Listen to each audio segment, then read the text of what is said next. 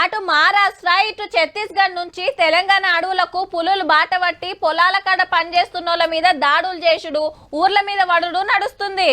అటు ఆదిలాబాద్ నుంచి ఇటు ములుగు దాకా పులుల అచ్చులు కానొస్తున్నాయి పొలాల పొంట. పబ్లిక్ అంతా బొగులు పడుతుండ్రు.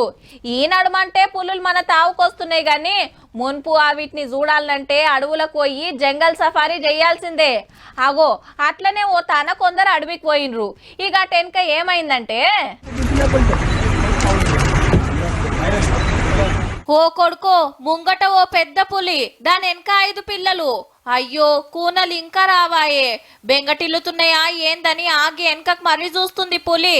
ఎట్లా చేద్దును ఎట్లా తీసుకుపోదును అని బీరిపోయి నిలబడ్డది.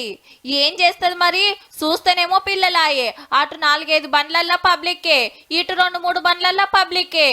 ఎటుకెళ్ళి ఎవలేం చేస్తారో అని బుగులు పడ్డట్టుంది. మహారాష్ట్రలో ఓ అడవిలా జంగల్ సఫారీకి పోయినరు ఇల్లంతా. అయితే పులిని చూస్తోళ్ళు చూడక దాన్ని రౌండ్ అప్ చేసినట్టు బండ్లాపి ఆగం పట్టించిర్రు. పులితోని మేమనుకుంటా ఈడియోలు గుంజి సోషల్ మీడియాలో పెడితే చెల్ గా పిల్ల తల్లిని గంత తిప్పలు పెడతారా, మీరేం చేస్తుండ్రని ఫారెస్ట్ ఆఫీసర్లను సస్పెండ్ చేసిండ్రు పెద్ద ఆఫీసర్లు. ఆడేం నడిచిందో మొత్తం ఎంక్వైరీ చేయండ్రని మహారాష్ట్ర పెద్ద కోర్టు సుత ఆర్డర్ వేసింది. పోయినమా జీవాలను చూసినమా ఫోటోలు ఈడియోలు గుంజినమా అన్నట్టు ఉండాలి గాని ఆత్రమాత్రం చేస్తే ఆఫీసర్ల కొలువులకే ఎసరొచ్చే.